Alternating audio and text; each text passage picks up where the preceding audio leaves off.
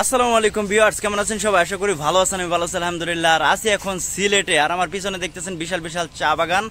আর এখন আমরা যাইতেছি হইতেছে জাফলং এর উদ্দেশ্যে। আর আমাদের সাথে আছে বাইক আর হেলমেট তো আছেই। আর রাস্তার ভিউ হবে এবং জাফলং যাব। জাফলং এর কয়েকটা পয়েন্ট ঘুরবো, সেগুলো আপনাদেরকে দেখাবো ইনশাআল্লাহ। আর কোথায় কোথায় যায় সবকিছু আপনাদেরকে দেখাবো।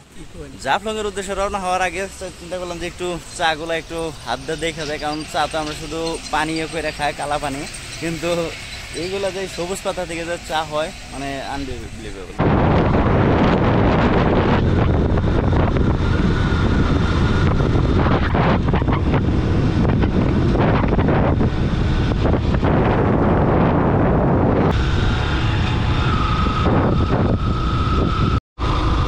পাহাড় আসলে ভালো লাগে দেখে দিই।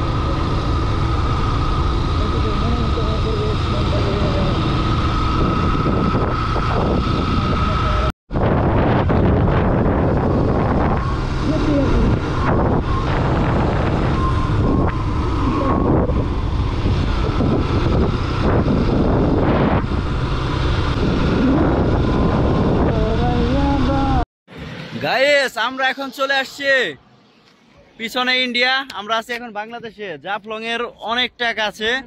ও আমরা এখন অনেক উঁচাতে দাঁড়ায় রয়েছি, যে এখানে এসে অনেক টুরিস্ট আছে যারা ওইখানে দেখুন দাঁড়ায়, ওরা ছবি টবি তুলতেছে। মানে এইখান থেকে যে এত সুন্দর একটা ভিউ ক্যামেরায় দেখতে পারবেন না। তারপরেও একটু দেখানোর চেষ্টা করতেছি। দেখুন একবার কি সুন্দর নাজারা, মানে ওই পাশে কত বিশাল বিশাল পাহাড়, আর আমরা একটু নিচাতে আছি। আর এই পাহাড়ের মাঝখান দিয়ে বয়ে গেছে নদী। আমরা এখন ওই নদীতেই যাব। এখানে অনেক সুন্দর জায়গা, বাপ রে বাপ। আর এখানে অনেক সুন্দর হাইওয়ে, আসতেও কোনো অসুবিধা হয় না। ঠিক আছে, আমরা একটু ওই পাশে যাই।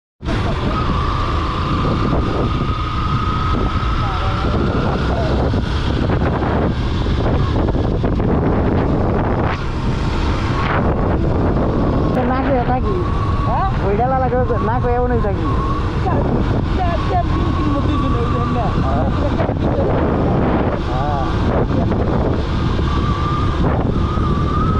জাফলং যাওয়ার আগে আমরা চিন্তা করলাম একটু বর্ডার কেন ঘুরে না যায়। তো আমাদের পিছিয়ে হইতেছে ইন্ডিয়ার বর্ডার, আপনারা হয়তো বর্ডারে গেট দেখতে পাবেন। আর বিশাল বিশাল ট্রাক এগুলো থেকে আসে হইতেছে পাথর আসে ইন্ডিয়া থেকে। তো এই হইতেছে বর্ডার। আর আমরা এখন চলে যাবো জাফলং এর দিকে। এখন চলে যাবো জাফলং এর দিকে। সব ইন্ডিয়ার নাম্বার প্লেট আলা, সব ইন্ডিয়ার ট্রাক। আর এই পাশে হচ্ছে সব পাহাড়, আর বাংলাদেশে কোনো পাহাড় নাই, দেখছেন? এখান থেকে সব পাহাড়। এই হইতেছে ইন্ডিয়ার ফ্ল্যাগ, আর এই হইতেছে বাংলাদেশি ফ্ল্যাগ।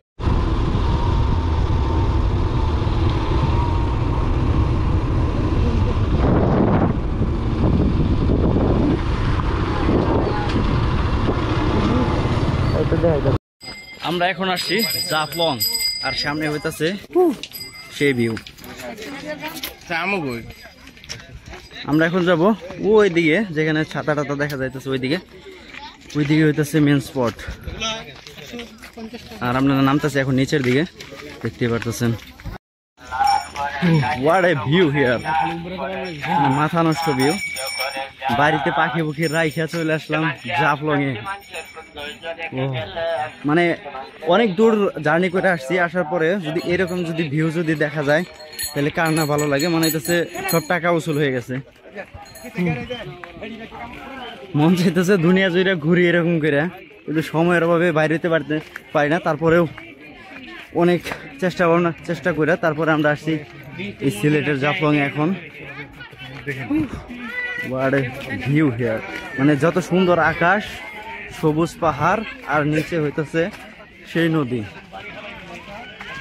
এখন চলে আসছি এইখানে যে জাফলং এর যে মেন স্পট। আমরা এখন নৌকাতে চলে যাব মায়াবী ঝর্ণার ওইদিকে, কারণ হইতেছে আগে ঝর্ণাটা কমপ্লিট করে তারপরে আমরা ওই দিকটাতে নামবো। আর ওই দিকটা নাইমা একটু হাইটে আসে তারপরে আমরা এইখান থেকে আবার মোটরসাইকেল নিয়ে ব্যাক করব। আমরা এখন চলে আসছি মায়াবী ঝর্ণার এখানে, যেটা মায়াবী ঝর্ণা এখানে যে উপর থেকে যে পানি পড়তেছে দেখতেছেন, অনেক ক্রাউড এখানে। তো ওইখানে যাওয়ার এই চিন্তা ভাবনা, কত উপরে থেকে পানি পড়তেছে। আর ওই পাশে হইতেছে ইন্ডিয়া, আর এই পাশে হইতেছে বাংলাদেশ। তো এখন আমরা ওইখানেই যাব। আমরা এখন চড়তেছি উপরের দিকে, দেখি যত উপরে যাব ঝর্ণাটা আরো আকর্ষণীয় হবে, কারণ ওই দিক থেকে পানি পড়তেছে। অনেক সুন্দর একটা ঝর্ণা, জীবনের সবথেকে সুন্দর একটা অভিজ্ঞতা হইলো। মানে এরকম অভিজ্ঞতা আমার আগে কখনো হয় নাই, তো আজকে প্রথমবার যে এইরকম একটা ঝর্ণার পাশে আমি আসছি। রায়হান দাদা দিয়ে উপরের দিকে করতেছে, ওনার সাথে আমারও করতে হবে, কারণ আমরা দুজনে মানে কোটি টাকার ভিউ। উপর থেকে দেখলে হয়তো এই জায়গাটা আরও বেশি আকর্ষণীয়, আরও বেশি। তো আমরা এখন অনেকটা উপরে চলে গেছি, আর উপরে করাটা আমার মনে হয় ঠিক হবে না, কারণ ও উপরে যেহেতু কর্তৃপক্ষ দ্বারা লেখা আছে যে এখানে যে বেশি উপরে ওঠা যাবে না, কারণ যত উপরে উঠবে ততটাই ডেঞ্জারাস। হ্যাঁ, আমরা একটু উপরে চলবো, কারণ অনেক পিচ্ছিল জায়গা। এখানে গোসল করতে পারলে মনে হইতেছে যে শান্তি আর শান্তি। তো আমরা এখানে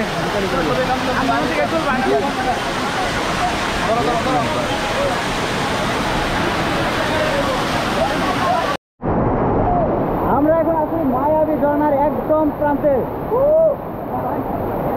ভিউ হিয়ার, ক্যামেরাটা ভালো করে ধরে নিতে হবে।